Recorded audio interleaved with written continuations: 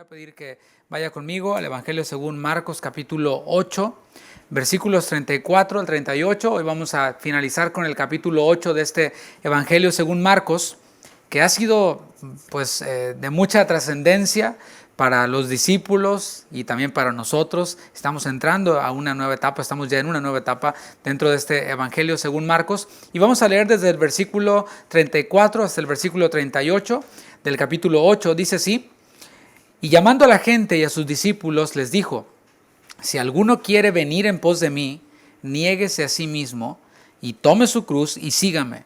Porque todo el que quiera salvar su vida la perderá, y todo el que pierda su vida por causa de mí y del Evangelio la salvará. Porque ¿qué aprovechará el hombre si ganare todo el mundo y perdiere su alma? ¿O qué recompensa dará el hombre por su alma? Dice: porque el que se avergonzare de mí y de mis palabras en esta generación adúltera y pecadora, el Hijo del Hombre se avergonzará también de él cuando venga en la gloria de su Padre con los santos ángeles. El título de esta enseñanza es El camino a la gloria. El camino a la gloria.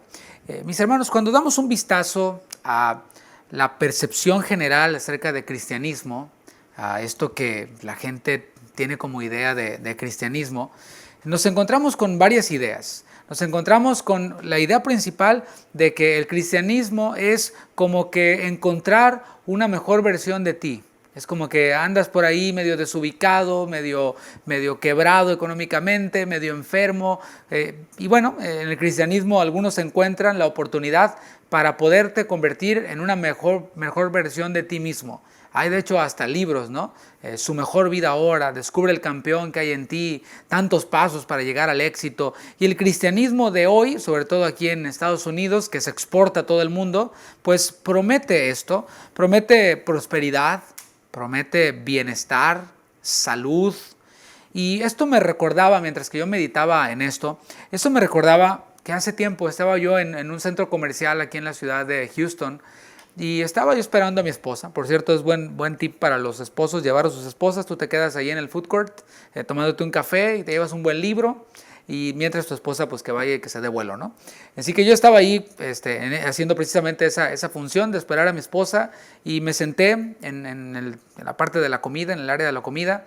Y había uno de estos muchachos quienes dan las muestras de la comida. Ves que están los restaurantes y te están dando una muestra. Ahorita no es así por la cuestión del virus, pero en ese tiempo era así, ¿no? Entonces daban estas muestras y este muchacho era un joven alto, como de unos 20 años, se veía con mucho ímpetu, con muchas ganas, con muy buenas intenciones precisamente, y al darle la muestra de comida a las personas quienes iban caminando, les decía: Dios te ama y tiene un plan maravilloso para tu vida. Y me llamó la atención porque yo también fui de los que pasé y me dijo esto, ¿no? Pero después me senté y empecé a observar que lo hacía con todos. Ya me había preocupado porque me vio cara de inconverso, ¿qué pasa, no? Pero vi que con todos lo estaba haciendo y les decía esto, ¿no? Dios te ama y tiene un plan maravilloso para tu vida. Y empecé a ver las reacciones de las personas. Y la reacción de las personas era así como que: pues qué bueno, está muy bien, gracias. Lo tomaban como algo y algunos se quedaban pensando. El asunto es cómo lo percibe un incrédulo. ¿Cómo percibe un incrédulo estas palabras? Dios me ama y tiene un plan maravilloso para mi vida. Y hasta allí. ¿Cómo lo percibe? Bueno, un incrédulo seguramente se va pensando: Dios me ama, pues qué bueno, yo también me amo. Y qué bueno que me ama, seguramente, porque soy muy buena persona, no soy tan malo. Me siento bien, me hace sentir bien esto que me está diciendo. Tiene un plan maravilloso para mi vida. Pues ¿cuál será ese plan maravilloso? Seguramente pues es que me vaya bien, que termine mi carrera o que me case, los solteros, ¿no? O qué sé yo, que logre acumular una buena fortuna y mis sueños se hagan realidad. Y a menudo la gente inconversa piensa en eso. Eso es lo normal. Así que eso, mis hermanos, me pareció algo irresponsable. Bien intencionado de parte de este joven, pero por otro lado irresponsable. Porque si eso él cree que es el Evangelio, pues está muy lejos de serlo y eso lo vamos a ver. Si él pretendía hacer sentir bien a las personas, bueno, está bien. Pero nosotros podríamos interpretarlo de esta manera. Dios te amó tanto, que no te ha fulminado de tu pecado. Que no te fulminó por tu pecado y no te ha fulminado por tu pecado todavía. Te amó tanto que dio a su Hijo unigénito para morir en la cruz por tus pecados, por mis pecados. Y el plan para nuestras vidas es que procedamos al arrepentimiento, que procedan al arrepentimiento los incrédulos y aquellos quienes hemos creído, que vivamos en santidad para Él.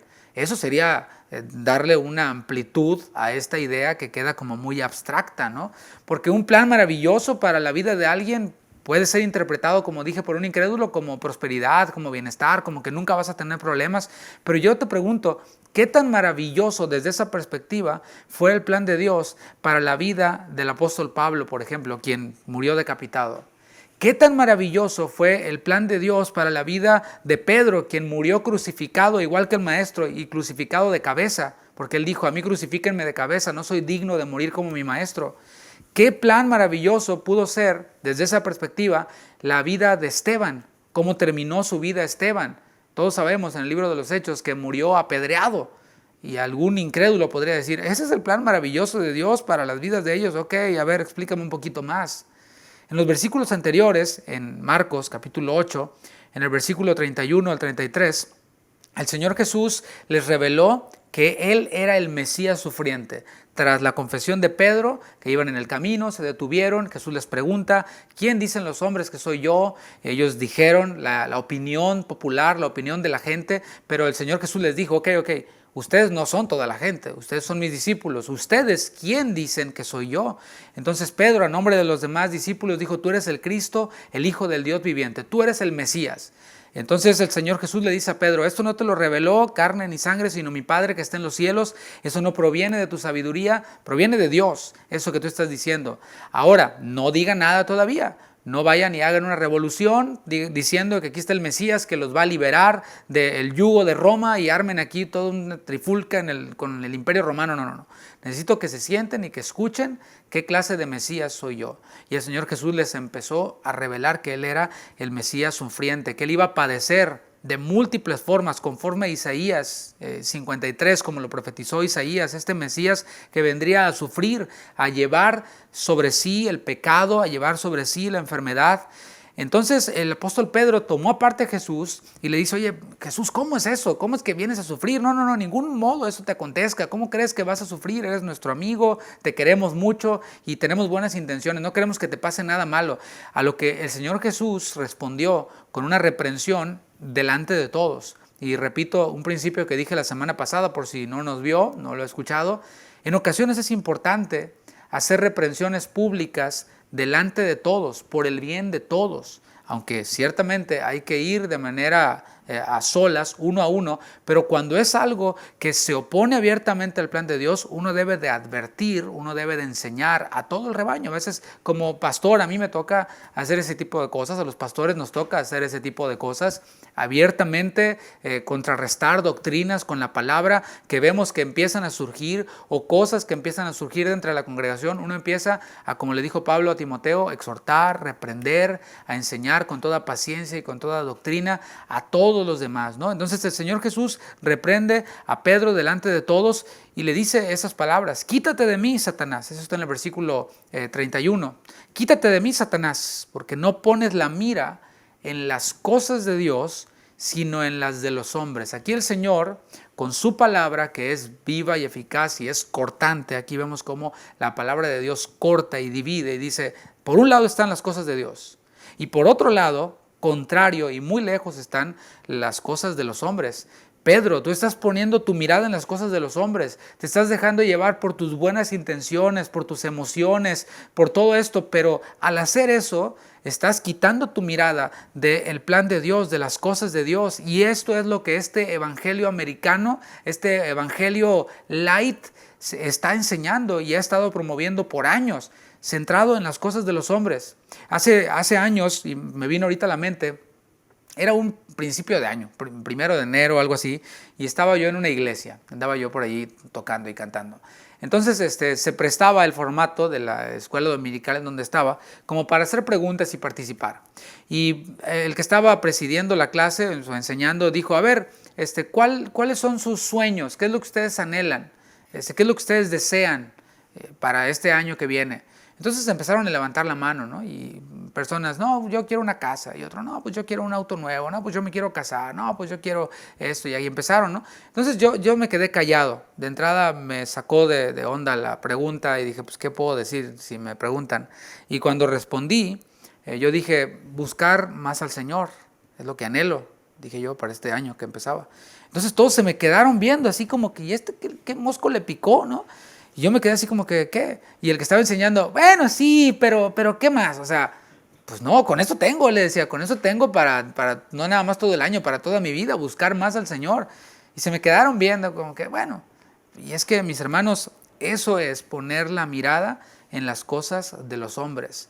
Eso que lo haga los motivadores, ¿no? Que lo haga este joven pelirrojo, se me fue su nombre ahorita, que lo hagan los motivadores del mundo, Alex Day y todos estos. Pero en una iglesia, los genuinos creyentes no tenemos nuestra esperanza en las cosas terrenales, los verdaderos creyentes. Las cosas terrenales, el apóstol Pedro dice en su segunda carta, capítulo 3, versículo 10, que serán deshechas. Entonces, ¿cómo hemos de poner nuestra mirada en cosas terrenales que serán deshechas? Aún en nuestra salud. Si nuestro cuerpo se restaura, nuestro cuerpo va a ser destruido, se lo van a comer los gusanos y nos morimos, o pues va a ser arrebatado por el Señor y va a ser glorificado. Pero no estoy diciendo que no oremos, ¿no? O sea, nuestra mirada y nuestra esperanza no debe estar en cosas de los hombres, en cosas terrenales, sino en las cosas de Dios, en la gloria. Nuestra mejor vida entonces no es ahora. Nuestra mejor vida no es ahora. Lamento desilusionarte si me estás viendo, o si tienes ese libro y lo subrayaste como yo hace años. Tu mejor vida no es ahora, mi mejor vida no es ahora, es después. Esa esperanza nos hace ver cualquier crisis, cualquier problema o cualquier enfermedad como algo mínimo, porque piénsalo, cuando nos centramos en eso de que mi mejor vida es ahora y nos enfrentamos a las crisis que afectan a todo el mundo, que nos afectan como hombres, como la enfermedad, como la crisis económica, como las crisis familiares, entra una frustración. ¿Qué pasó, Señor? Pues no que mi mejor vida era ahora, no que me ibas a dar mi mejor vida ahora, y la gente empieza a reclamarle a Dios, empieza a amargarse contra Dios y termina pecando.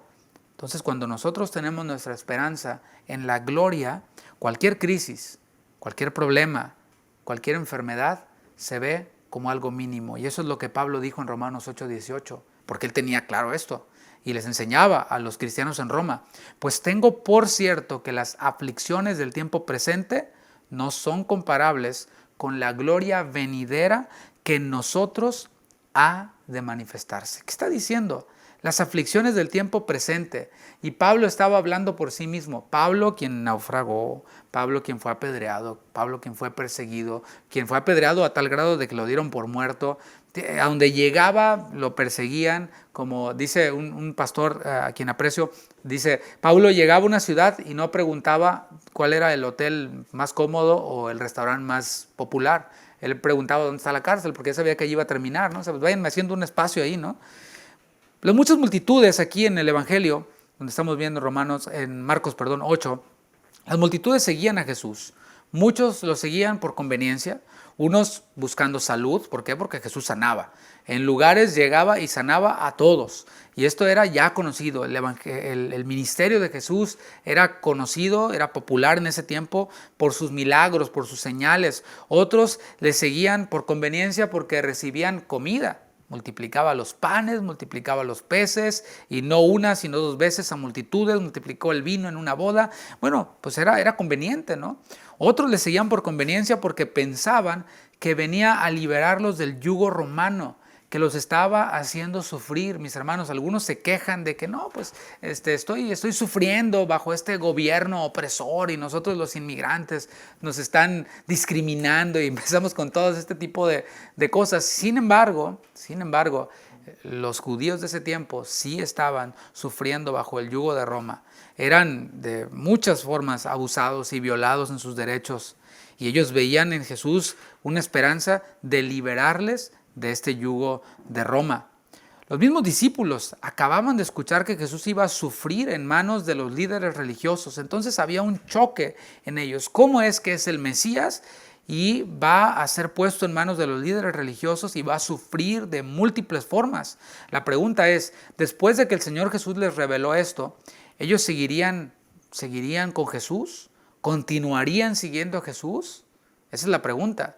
Y si hoy tú te estás enfrentando a esta realidad y estás diciendo en este corto tiempo que llevamos de enseñanza, caray, entonces no se trata de mi mejor vida ahora, de que pueda llegar a ser una mejor versión de mí mismo. Ay, esto es un shock para mí. Bueno, la pregunta es, ¿continuarás siguiendo a Jesús? ¿Continuarás escuchando esta enseñanza? ¿Continuarás buscando en la palabra respuestas para tu vida? Vamos a ver, versículo 34 de Marcos 8. Y llamando a la gente y a sus discípulos, les dijo, si alguno quiere venir en pos de mí, niéguese a sí mismo y tome su cruz y sígame. Jesús llamó a la gente, es lo que dice el texto, y llamando a la gente y a sus discípulos. ¿Te fijas? Hace una distinción. Una cosa es la gente, los que decían, no, pues es Elías, no, pues es Juan el Bautista, no, pues es alguno de los profetas, y a sus discípulos. Y esta palabra llamar que aparece aquí es la palabra proscaleo, y significa llamar a uno mismo, así como que ven para acá. Es invitar también, es invitar a venir. Eso es esta palabra proscaleo. Después de ponerles las cosas claras y decirles, yo soy el Mesías que vino a sufrir, el Señor Jesús hace un llamado y lo hace general, lo hace a la multitud, tanto a la gente como a los discípulos. Y el llamado que vemos aquí es un llamado sin distinción. Dice, si alguno, no dice solo algunos de ustedes, no, de todos ustedes, si alguno de ustedes quiere venir, vemos que este llamado que continúa vigente, está abierto para todos. No puedes decir, no es para mí porque no soy judío, no es para mí porque soy pobre, no es para mí porque no tengo estudios, no es para mí, no. Esto es un llamado abierto, continúa vigente. El evangelio y el discipulado no es solamente para la gente entendida, no es solamente para la gente de cierta clase social, para la gente de cierto grupo étnico, ¿no? Está abierto y este llamado, como dije, continúa vigente y es un llamado voluntario, es un llamado que apela a la voluntad de aquel quien lo escucha. Jesús, mis hermanos, no obliga a nadie. No sé si lo alcanzas a ver en el texto. El Señor Jesús tiene toda la autoridad y tenía en ese momento también toda la autoridad para de toda la multitud hacer una elección y una selección y separarlos, y levantarlos y traerlos junto con Él y ponerlos en filita así. Pero el Señor no hizo eso. Dijo, si alguno de ustedes quiere venir en pos de mí, y apela a su voluntad porque Él no obliga a nadie. El llamado, entonces, se puede aceptar o se puede rechazar. Y a través de todo el proceso de la iglesia también en el libro de los Hechos vemos cómo hubo unos quienes lo aceptaron y hubo otros quienes lo rechazaron. El llamado, mis hermanos, por cierto, no es a un ambiguo plan maravilloso para tu vida, sino a venir en pos de Jesús, esto es, a seguirle. Jesús acaba de declarar que iba a sufrir, pero que iba a resucitar, o sea, no se quedó en el sufrimiento, sino Él dijo, voy a padecer en manos de los líderes religiosos, pero voy a resucitar. Seguir a Jesús, mis hermanos, entonces vemos que no es un accesorio, como nos prometen hoy en día. No, de Jesús, sí, yo soy cristiano. ¿Por qué? Porque no soy católico. Soy cristiano, ¿por qué? Porque no soy musulmán, o porque no soy budista, qué sé yo, ¿no? No. Seguir a Jesús no es un accesorio, no es una playera que nos ponemos, no es un botón que nos ponemos aquí, no es un pescadito en el carro, ir a una reunión tal día. Seguir a Jesús es un estilo de vida. Tenemos esa mentalidad como latinos, o no sé si solamente los latinos, pero así como que, pues ya estoy muy gordito, voy a hacer una dieta para bajar de peso. O sea, eso es equivocado. ¿Por qué? Porque, haces la dieta, te matas de hambre, bajas de peso, pero a las 2 semanas rebotas y pesas más de lo que pesabas antes. ¿Por qué? Porque pensamos que es eso, que es un accesorio, pero no es un accesorio, es un estilo de vida en el cual te mueves, en el cual cambias tu alimentación, no por 3 semanas, no por 3 días, sino por toda tu vida. Dices, no voy a comer cosas fritas, no voy a tomar refresco, no voy a comer dulces en exceso, etc. Cambias su estilo de vida. Bueno, seguir a Jesús, salvando todas las diferencias, no es un accesorio, no es algo de un día, de 3 días, es un estilo de vida. Para seguir a Jesús hay que abandonar el camino por el que íbamos. Es lo que está diciendo Jesús. Y lo dijo también más adelante. Dijo, hay un camino que es amplio, que es así bien ancho, donde todos van por ahí, pero te lleva a la perdición. Hay un camino, mi camino es así angosto, es así estrecho. Y pocos son los que caminan por ahí. Por el otro muchos, pero por pocos. No se puede caminar por el camino propio y al mismo tiempo seguir a Jesús. O sea, no puedes ir por el camino ancho y por el camino angosto a la vez. Tienes que ir por un solo camino. El mundo y nuestro corazón nos dicen cosas como, ámate a ti mismo. ¿Cómo me van a tratar así? Yo me amo mucho a mí mismo y no voy a permitir que nadie me humille, no voy a permitir que nadie me haga sentir feo. El mundo y nuestro corazón nos dicen, sigue tus sueños, sigue tu corazón, reclama tus derechos, reclama lo que es tuyo. Hasta canciones hay, ¿no? Le arrebato al diablo lo que me ha robado y todo este asunto, y arrebato a mi familia, y arrebato todas estas payasadas. Eso es lo que son. Ahora, sí puedes hacer eso. Puedes seguir a tu corazón, seguir tus sueños, reclamar tus derechos, amarte a ti mismo. Sí puedes hacerlo. Pero si quieres seguir a Jesús, tienes que negarte a todo eso. Puedes hacerlo, pero no sigas a Jesús. Para ser salvo, y quiero hacer esta distinción, para ser salvo solo hay que creer. El Evangelio no cambia, es el mismo. Dice la palabra que si confesares con tu boca que Jesús es el Señor y creyeres en tu corazón que Dios le levantó de los muertos, serás salvo. Dice la palabra que por gracia somos salvos por medio de la fe, no por obras, no porque yo me niego, entonces soy salvo. Depende de qué tanto me niegue, voy a ser salvo. No estamos hablando de salvación. Para ser salvo, entonces, solo hay que creer. Pero para ser discípulo, hay que estar dispuesto a decirle no a nuestros anhelos, a nuestros sueños, incluso a nuestros derechos. Todo esto que teníamos antes de conocerle. Eso es lo que cuesta el discipulado. Pablo, por ejemplo, fue un hombre de renombre entre los fariseos. Él mismo dijo, y después como que se arrepintió de haberlo dicho, dijo, yo era fariseo de fariseos. Yo era alguien importante en el ámbito religioso. Bueno, él, siendo de renombre y siendo exitoso, tuvo un encuentro con Cristo allí en camino a Damasco. Allí se encontró con el Señor y él estuvo dispuesto a renunciar a su fama y a sus proyectos personales. Cuando dijo, ¿qué quieres que yo haga, Señor? Ese ¿qué quieres que yo haga? Implicaba, Señor, si tú me dices que me retire de esta vida religiosa que tengo, la voy a dejar. Estoy dispuesto a hacerlo. ¿Qué quieres que yo haga? Él estuvo dispuesto a renunciar a sus proyectos personales. ¿Cuál era su proyecto personal en ese momento? Perseguir a los cristianos, matar a los cristianos. Y en Filipenses capítulo 3, versículo 7, la traducción lenguaje actual, dice así esta versión. Pero gracias a lo que Cristo hizo por mí, ahora pienso que no vale la pena lo que antes consideré de valor. ¿Te das cuenta?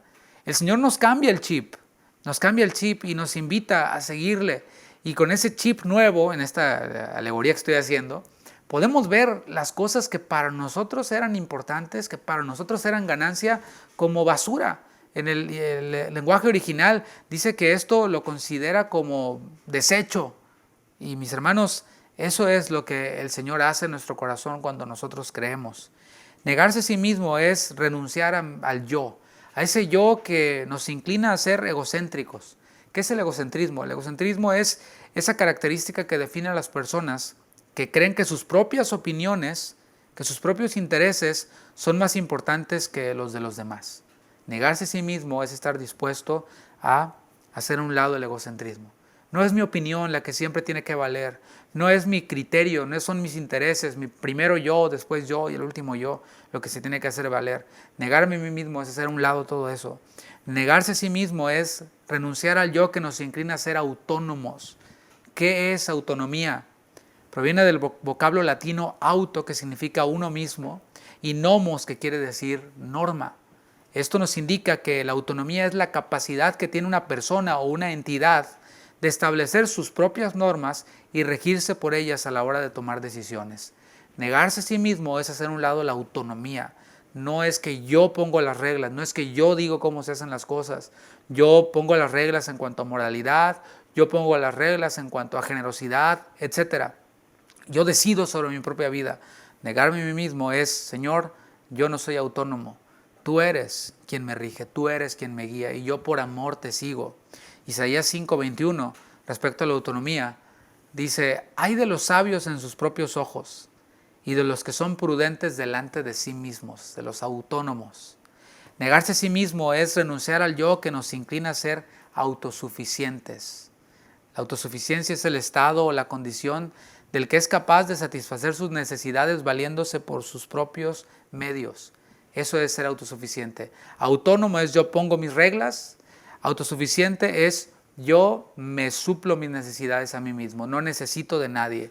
Ese es el hombre carnal. Y no te sorprendas, eso somos tú y yo. Ese potencial lo tenemos tú y yo cuando andamos en la carne, si eres creyente. Por eso dice la palabra, digo pues, andad en el Espíritu y no satisfagáis los deseos de la carne. Porque un creyente que satisface su carne y que no alimenta el Espíritu, que no vive la vida en el Espíritu, puede ser todo esto. Puede ser egocéntrico, puede ser autónomo, puede ser autosuficiente. Pero el Señor nos dice, discípulos, niéguense a todo eso. La otra condición que puso Jesús para quienes quieren ser sus discípulos es tome su cruz. Esto fue solo negarse a sí mismo. Tome su cruz fue la otra condición que puso Jesús para aquellos quienes quieren seguirle. Ser discípulo de Jesús, como dije, no es algo de unos días, no es algo de fin de semana, es un estilo de vida, lo reitero. De hecho, el evangelista Lucas, en el paralelo de Marcos 8 que estamos leyendo, menciona un detalle. Lucas 9:23, si me acompañas ahí, Lucas 9:23, es el paralelo. Y decía a todos, si alguno quiere venir en pos de mí, niéguese a sí mismo, tome su cruz cada día, este es el detalle que nos da Lucas, y sígame. ¿Te fijas? Es algo de cada día, es un estilo de vida, no es la dieta que hago de una semana o 2 semanas o 3 días, sino es a lifestyle, es un estilo de vida. Un egocéntrico, un autosuficiente, un autónomo, jamás consideraría tomar la cruz, jamás, porque la Biblia más bien no nos describe lo que es la cruz, o sea, no vamos a ver en la Biblia la descripción de la cruz, lo que vemos es la idea que nos transmite la cruz, o sea, vemos a Jesús siendo crucificados, pero no nos dice, esta es la definición de cruz, ¿por qué? Porque la gente entendía perfectamente de qué se trataba la cruz. O sea, es como si nos explicaran a nosotros qué es la inyección letal. O sea, ya sabemos qué es. Lo mismo con la cruz. A nosotros nos basta con saber que la cruz era un instrumento de tortura. Hablar de la cruz era hablar de sufrimiento, pero no de un sufrimiento así fuerte, de un solo, sino un sufrimiento gradual, una muerte lenta. Entonces, hablar de la cruz no tiene nada que ver con hablar con prosperidad, con bienestar, con sueños, sino con sufrimiento. Pero ese sufrimiento no tiene que ver con problemas cotidianos que parecen irremediables. ¿Sí? Hay personas quienes dicen, no, pues es que esta enfermedad es la cruz que me tocó cargar. Esta alta presión es la cruz que me tocó cargar. Pues mira, si te alimentaras mejor, y pues no sé por qué estoy metido con eso hoy, si te alimentaras mejor podrías regular tu presión. Pero, no, ya es la cruz, o sea, ya como que no, ya no voy a hacer nada, es la cruz que me tocó cargar. Algunos dicen, no, este hijo rebelde que tengo es la cruz que me tocó cargar. Este esposo borracho y jugador que tengo es la cruz que me tocó cargar. Esta condición económica es la cruz que me tocó cargar, etcétera. Esas pueden ser circunstancias que hasta los incrédulos experimentan, ¿no crees? O sea, pues, la alta presión, los incrédulos también la padecen, y eso no quiere decir que estén tomando la cruz, eso no quiere decir que estén siendo discípulos. La multitud que Jesús estaba hablándole, a quienes estaban escuchando esto, sabía que la cruz representaba sufrimiento y que representaba una muerte lenta. En primera instancia, tomar la cruz no es ser martirizados. O sea, esta es la idea que Jesús nos transmite a nosotros. En primera instancia no es ser martirizados así de un solo golpe. Hay pocos lugares en donde martirizan a los cristianos, los decapitan o los matan. Aquí no es así. Aquí hasta es cool ser cristiano, está bien, está padre. Lo que tiene que ver la cruz con nosotros en ese tiempo es dar muerte a nuestros derechos, es dar muerte a nuestros sueños, es reconocer, no solo reconocer, sino vivir en esta vida de negación. Es decir, Señor, te he cedido mis derechos, Señor, te he cedido mi voluntad a ti. Pablo describió su experiencia como discípulo, en la cual nosotros nos debemos de ver reflejados. Si lo vemos en Gálatas 2:20, un versículo conocido para nosotros, Pablo dijo, con Cristo estoy juntamente crucificado. ¿Te fijas cómo coincide? Tome su cruz, ¿ok? Tomar la cruz no es eso que acabo de decir, es estar en tiempo presente continuo, juntamente crucificado. Y después lo explica y dice, y ya no vivo yo. Autonomía, egocentrismo, autosuficiencia, ya no vivo yo, mas vive Cristo en mí. Cristo me suple, Cristo me dirige, Cristo es el centro de mi vida, vive Cristo en mí. Y lo que ahora vivo en la carne, porque no es todo espiritual en nuestra vida, no estamos todo el día orando, salimos después de orar a nuestro trabajo, salimos después de orar al supermercado, etcétera, a la escuela, lo que sea. Esa vida en la carne, ¿cómo la vivimos? En la fe del Hijo de Dios, el cual me amó y se entregó a sí mismo por mí. No es como que me desconecto y digo que ya oré, bye, ahora voy a mis actividades, Señor, y nos vemos la próxima que oremos. No, dice la palabra, orad sin cesar, estén en esa actitud de oración. Estamos juntamente crucificados con Cristo, lo vivimos en la fe del Hijo de Dios. Y nos recuerda Pablo, porque Él me amó. Porque Él me amó primero, nosotros le amamos porque Él nos amó primero a nosotros, porque Él se entregó a sí mismo por nosotros. ¿Cómo no hemos de entregarnos nosotros por amor a Él? Esto, mis hermanos, Gálatas 2:20, es solo para quienes hemos nacido de nuevo, es solo para quienes tenemos al Espíritu Santo. Para el resto, para la multitud, para los que creen que tu mejor vida es ahora y que el cristianismo es bienestar y prosperidad, es locura esto que yo te estoy diciendo. A lo mejor hasta, no, apágale, esos son unos legalistas, no, son unos exagerados. Es locura, y Pablo lo dijo en 1 Corintios 1:18. A los corintios, quienes se jactaban de tener muchos dones, quienes estaban envanecidos precisamente, y estaban incluso haciendo partidos dentro de la iglesia y decían, yo soy de Pablo, yo soy de Apolos, yo soy de Cefas, yo soy mejor que tú porque yo sí entiendo el mensaje de Pablo, yo soy mejor que tú porque sí aguanto los gritos de Apolos, qué sé yo, ¿no?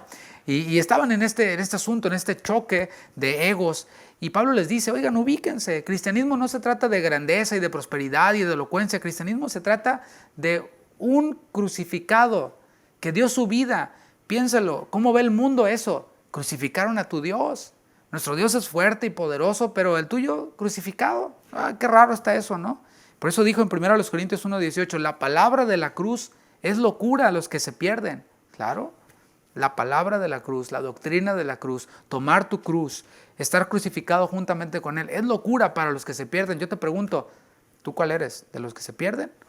Dice, pero para los que se salvan, esto es a nosotros, es poder de Dios. ¿Es para ti poder de Dios esto que estás oyendo del Señor? Discipulado es negarme a mí mismo. Discipulado es tomar mi cruz. ¿De cuál eres? Para los incrédulos, para los que se pierden, esto es locura, es necedad, es chiflazón, es exageración. El cristianismo americano parece una invitación a ganar una vida terrenal de placeres, es lo que parece. Y claro, los grandes exponentes de cristianismo tienen casas de millones de dólares, manejan Rolls Royce, tienen muchas propiedades, visten trajes de Hugo Boss, de Armani, de todo este tipo de diseñadores. Y eso es lo que dicen. Y no tienen vergüenza en decir, uno de ellos muy famoso, yo no me voy a meter a un avión así de ¿cómo se dice? Comercial, a un vuelo comercial, yo tengo mi jet privado. ¿Por qué? Porque está lleno de demonios ahí, yo no, ¿qué me voy a andar metiendo ahí? Eso dijo uno de aquí, de aquí cerquita de Texas. Y es lo que promete el cristianismo americano. Pero Jesús claramente dijo que su reino no era de este mundo. Él le dijo a Pedro, o sea, tú pones tu mirada en las cosas terrenales. Él dijo en Juan 18:36, mi reino no es de este mundo. Pablo dijo también, haciendo eco a Jesús en Romanos 14:17, que el reino de Dios no consiste en comida ni bebida, en cosas terrenales, en ropa, en cosas que se van a quedar, sino que en justicia, paz y gozo en el Espíritu. Lo vamos a ver. La vida eterna se recibe por gracia, por medio de la fe. Pero seguir a Jesús implica estar dispuestos a perder nuestra vida soñada. Y no te voy a dar mi testimonio, porque seguramente tú tienes alguno. Cada uno de nosotros renunciamos a algo por seguir a Jesús. Hay misioneros quienes han dejado sus vidas cómodas aquí en América para ir y predicar el Evangelio en lugares inhóspitos, en el Amazonas o en lugares así. Esperemos y oremos y apoyemos a misioneros quienes vayan y prediquen, no que vayan y regalen cepillos de dientes y jabones y el dentista, sino que vayan y prediquen el Evangelio. Porque ese es otro gran daño que hemos hecho nosotros como país, de decir que mandamos misioneros que ni predican. Nomás le dicen Dios te ama y tiene un plan maravilloso para tu vida y le dan un cepillo de dientes. Y después se toman la foto y recogen fondos acá en América, ¿no? Pero hay quienes sí han renunciado a su vida soñada para predicar el Evangelio, para seguir a Jesús. Y aún así, después de esto que yo te acabo de decir, que no he descubierto la rueda, es algo que Jesús lo ha dicho y siempre ha estado ahí. Aún así, ¿quiénes creen que pueden seguir sus sueños y al mismo tiempo seguir a Jesús? ¿Qué te parece? Jesús dijo que hay que tomar la cruz, que hay que negarse a sí mismo para poder ser discípulo. Y hay quienes dicen, no, yo podría intentar seguir con mi vida egocéntrica, seguir con mi autonomía, seguir con mi autosuficiencia, sin tomar mi cruz y al mismo tiempo pues ser cristiano, ser discípulo, pretender serlo. Bueno, Jesús les hace esta advertencia. Para ellos es esta advertencia que Jesús hace. En el versículo 35 de Marcos 8. Porque todo el que quiera salvar su vida, la perderá. Eso es para ustedes, quienes pensaban así. Aquí no está hablando de salvación eterna, sino de preservación de la vida natural. Esa es la palabra psuke. Es este sentido de mantener lo que tienes, ¿no? Por instinto, por ejemplo, si de pronto revisas tu cuenta y ves que falta una cantidad, la que sea, una suma, dices, órale, te mueves, ¿no? No dices, a menos de que seas millonario o algo así, ¿no?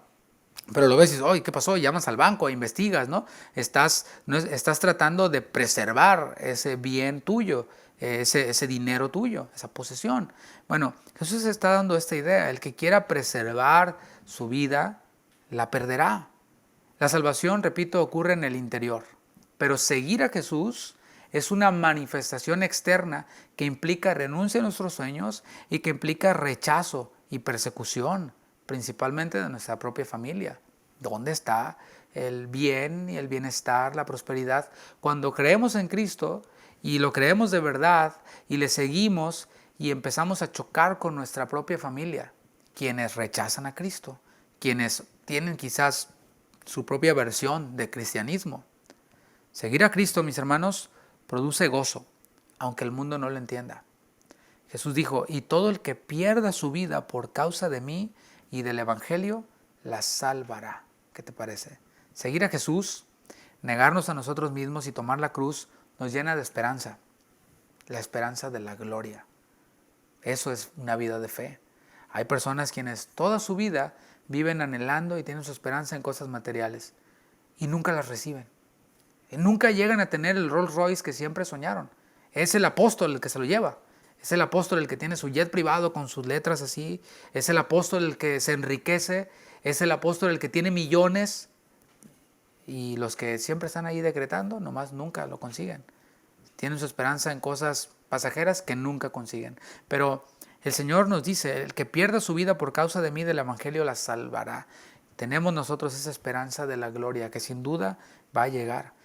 Y con esto en nuestro corazón podemos padecer cualquier cosa con el gozo puesto delante de nosotros como lo hizo Jesús. Y eso trae a nuestra vida gozo, trae a nuestra vida felicidad.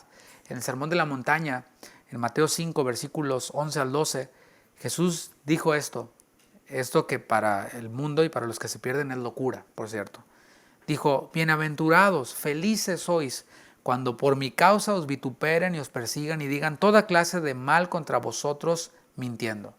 Gozaos y alegraos, porque vuestro galardón es grande en los cielos, porque así persiguieron a los profetas que fueron antes de vosotros. El mundo no lo entiende. Jesús dice, cuando por mi causa, cuando al seguirme, cuando al imitarme, al caminar por mi camino, sean vituperados, perseguidos, difamados y que mientan acerca de ustedes, siéntanse felices, siéntanse alegres, porque hay un galardón, ahí está la expectativa, un galardón, ¿en dónde? En los cielos, no aquí, en los cielos. Y identifíquense con los profetas, a quienes los persiguieron y los mataron por decir la verdad.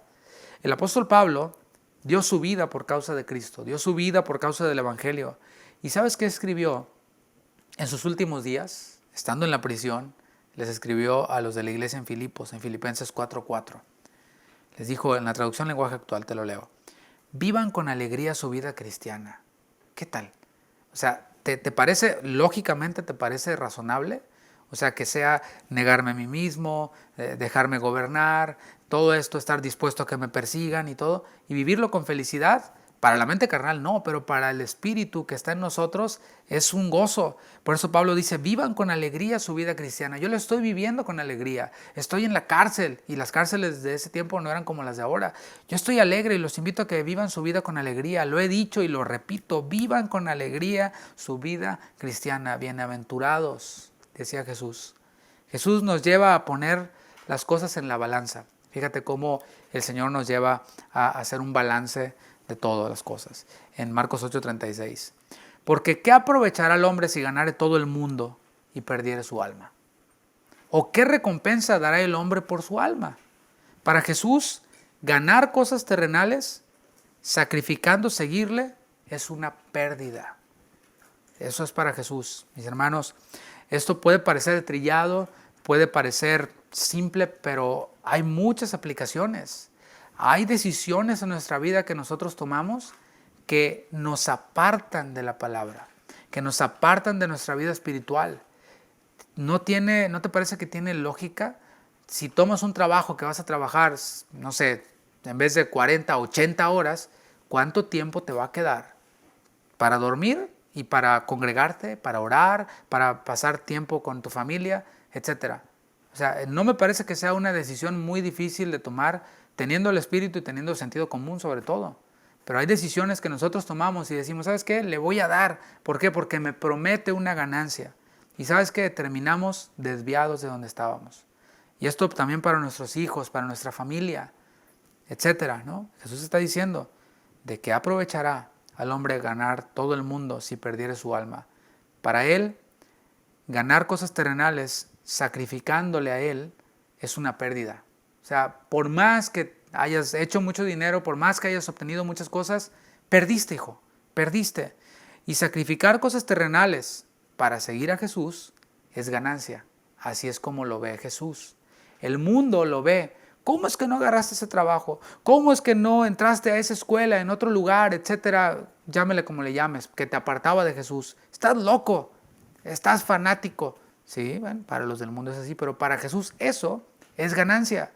Y lo dijo Pablo en Filipenses 1:21, porque para mí el vivir es Cristo y el morir es ganancia. Alguien quien ha sido impactado por el Evangelio, quien es salvo, ha encontrado, como dijo Jesús, la perla de gran precio. Y ahí es en donde podemos hacernos un examen. Qué bueno que no hay una gran audiencia aquí para que no se sienta nadie aludido. Cuando ponemos las cosas en la balanza y decimos, ¿es el Evangelio, es el discipulado una perla de gran precio para mí? ¿O es una carga? ¿Qué te parece? O sea, yo no sé si nos estás viendo, vas a otra iglesia, no sé qué actividades hay en tu iglesia. Nosotros hacemos discipulados, hacemos actividades que nos generan pues un cierto tiempo para tomar notas o para hacer exámenes, o qué sé yo, ¿no? Como si fuera un estudio bíblico, actividades, ¿no? El asunto es, ¿cómo lo vemos? ¿Lo vemos como una carga o lo vemos como una perla de gran precio? Esto me enriquece espiritualmente, esto contribuye con mi santificación. Gracias, pastor, gracias, iglesia, gracias por darme estas herramientas que contribuyen con mi santificación. Que a lo mejor me voy a privar de estar acostado viendo Netflix y voy a estar nada más sentado, escuchando con mis audífonos y tomando notas, pero gracias. Bueno, ¿cómo lo consideramos? ¿Como una perla de gran precio o como una carga? Quien ha sido impactado por el Evangelio, quien camina en el Espíritu, lo ve como la perla de gran precio. Y lo único que desea es seguir a Jesús. Aquel endemoniado gadareno, después de que fue liberado, le dijo a Jesús, te ruego que me dejes ir contigo. Él dijo, ¿sabes qué? Mi vida de todas maneras era un desperdicio. Ahora quiero seguirte. Y Jesús le dijo, no, ve con los tuyos, ve a tu casa y cuéntales cuán grandes cosas ha hecho el Señor contigo. Eso es lo que una vida impactada por el Evangelio busca. Seguir a Jesús. Pero aquel que dice haber sido salvo, pero que no está dispuesto a seguir a Jesús, a negarse a sí mismo y pues hacer todo esto, va a tener consecuencias eternas. Y lo dice Jesús en el versículo 38, para ir terminando. Porque el que se avergonzare de mí y de mis palabras en esa generación adúltera y pecadora, el Hijo del Hombre se avergonzará también de él cuando venga en la gloria de su Padre con los santos ángeles. Jesús califica a la generación de ese tiempo, que no difiere la de este tiempo, como adúltera y pecadora. ¿Qué te parece? No difiere de esta generación actual. Hoy, el más reconocido líder religioso del mundo dijo, no, los homosexuales también tienen su derecho, ellos también pues merecen pues que se les considere como familia y todo este asunto. Eso es adulterio espiritual. Porque Jesús, la palabra dice claramente que los que se echan con varón no heredarán el reino de Dios. Dice la palabra que ni los afeminados, ni los fornicarios, ni los adúlteros heredarán el reino de Dios. Pero este líder religioso dice que también son hijos de Dios. Entonces, a ver, ¿a quién le hacemos caso? Eso es adulterio. Esta generación es adúltera y pecadora y descarada, añadiría yo, ¿no? Eso es un descaro. Así hay muchos en esta generación, quienes dicen ser de Dios, pero que le son desleales. O sea, vamos a dejar al Papa por un lado, ¿no? Dices tú, qué adulterio espiritual, qué descaro. Bueno, pero hay creyentes quienes no dicen ese tipo de cosas, pero que son desleales a Dios. ¿No te parece una deslealtad a Dios ver que Él nos dice, vengan, síganme, niéguense a sí mismos, tomen su cruz? Y decir, no, ahorita no, Señor, estoy ocupado haciendo mis cosas, haciendo mis business, tengo muchas cosas que hacer, ahora no me molestes. Eso es deslealtad. Como decía Pablo, el cual me amó y se entregó a sí mismo por mí. Y es deslealtad no amarle. Es deslealtad no entregarnos a nosotros mismos, o sea, no entregarnos por Él. Hay quienes no están dispuestos a someterse a los estándares de Cristo y dicen, no, eso es demasiado. Yo voy a seguirlo a mi manera. Yo voy a ser un volunteer. Cuando tenga tiempo, lo hago a mi manera, cuidadito y me exijan algo porque les armo aquí un escándalo. O sea, cuentan con mi presencia y es muy valiosa. Bueno, hay quienes así no están dispuestos a someterse a los estándares de Cristo. Lo que evidencian quienes son desleales y no están dispuestos a someterse a los estándares de Cristo es que sienten vergüenza por su palabra, sienten vergüenza por Él. Es decir, no están dispuestos a verse distintos, porque esto nos hace ver distintos. Como dije, la salvación ocurre en lo interno, pero el discipulado es una manifestación externa que nos hace ver diferentes a los demás. Ahorita luego nos vemos, ya me voy. ¿A dónde vas? No, es que tengo que hacer algunas cosas de la iglesia. Uy, pues, ay, sí, te empiezan a hacer bullying, ¿no? Ay, sí, el religiosito, el padre Ramón y Sor Juana Inés de la Cruz, y empiezan a hacerte bullying porque nos vemos diferentes, nos vemos distintos. Bueno, quien siente vergüenza por el Señor, quien no está dispuesto a verse diferente, ¿tú crees que va a estar dispuesto a padecer persecución por causa de Él? Difícilmente, ¿no? El veredicto para ellos es la vergüenza de Jesús en el juicio final. Jesús va a dar el pago debido a las obras de cada uno, es lo que dice Apocalipsis 22:12. Para aquellos quienes creímos, quienes le seguimos tomando nuestra cruz cada día y en autonegación, vamos a recibir recompensas en el tribunal de Cristo. Eso es lo que tenemos que ofrecer. Eso es nuestra esperanza, esa es la gloria. Para aquellos quienes le negaron, incluso los que creían a su manera, para ellos recibirán vergüenza. El Señor se avergonzará de ellos y serán condenados. Pero no quiero que lo encierre solamente en los que rechazan el Evangelio, sino en aquellos quienes creen, quienes creen que pueden andar por el camino ancho y por el camino angosto, quienes creen que pueden caminar su propio camino y el de Cristo al mismo tiempo. Bueno, ellos se llevarán una sorpresa muy grande. Y Jesús dijo en Mateo 7:22, muchos me dirán en aquel día, Señor, Señor, porque hay muchos hoy, ¿no? Muchos que van detrás de este evangelio de promesas terrenales, etc. Muchos me dirán en aquel día, Señor, Señor, espérame, debe haber un error, checa bien tu sistema, ¿no se habrá caído el sistema? ¿No profetizamos en tu nombre? Y en tu nombre echamos fuera demonios y en tu nombre hicimos muchos milagros. Entonces les declararé, nunca os conocí, apartaos de mí, hacedores de maldad. Ese hacedores de maldad se tradujo de la palabra anomia. ¿Te suena? Autonomía. Es una carencia de ley.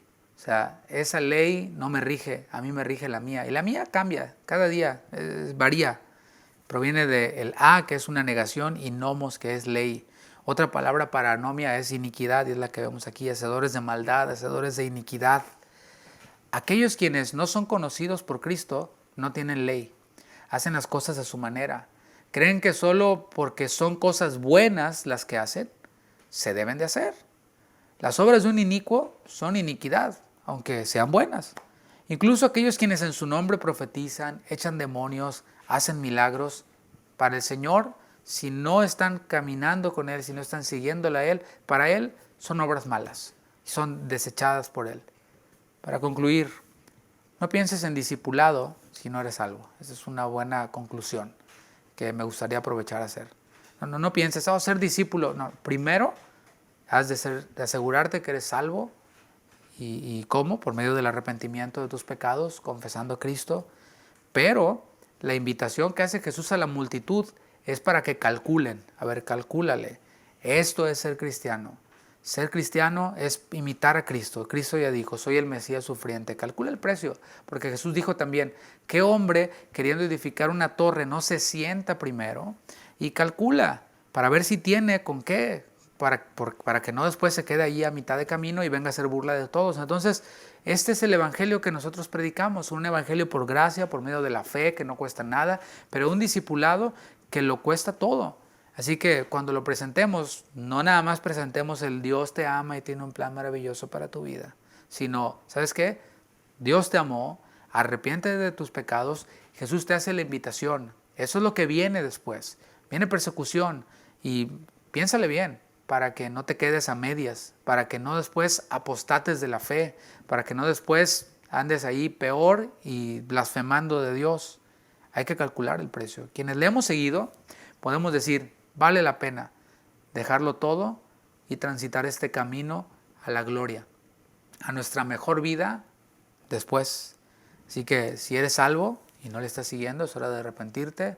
Si eres salvo y no le estás siguiendo, si no eres salvo, es hora de arrepentirte. Si eres salvo, es hora de despertar, si no le estás siguiendo. Segunda Timoteo capítulo 2, versículo 12 dice, si sufrimos también, reinaremos con Él. Si le negaremos, Él también nos negará. Así que estamos dispuestos a sufrir en este corto camino a la gloria. No a buscar el sufrimiento, sino a esperarlo, porque sin duda va a venir. Pero también en este camino a la gloria vienen momentos en donde el Señor, como le dijo a Pablo, no temas, como le dijo a los discípulos, no teman, yo estoy con ustedes. Yo estoy con ustedes todos los días hasta el fin del mundo. En los momentos de dificultad, el Señor va con nosotros. En los momentos donde vemos solamente las pisadas de una sola persona, no son las nuestras y Él nos ha dejado. Es Él quien nos lleva en los brazos a nosotros. Oremos. Señor, muchas gracias. Gracias por tu palabra. Gracias porque tú nos hablas en ella. Tú no nos escondes la realidad de este camino a la gloria, el cual nos sentimos privilegiados de ser invitados a participar. Queremos, Señor, ser de aquellos quienes ven el ser tus discípulos como una perla de gran precio. El evangelio del discipulado es esa perla de gran precio que le da sentido a nuestra vida, que nos encamina en el propósito por el cual tú creaste a Adán y a Eva, que es para tu gloria. Queremos, Señor, ir en este camino a la gloria con nuestros ojos puestos en ti y modificando lo que haya que modificar, viviendo en el Espíritu, porque cuando andamos en la carne nos volvemos egocéntricos, autónomos, autosuficientes, pero queremos que cada día seas tú el todo en todos. Obra, Señor, en aquellos quienes no te conocen. Te pedimos, Señor, todo esto en tu precioso nombre, Jesús. Amén. Amén. Muchas gracias por permanecer con nosotros. Gracias por estar hasta esta hora conectado. Que tengan una muy buena noche.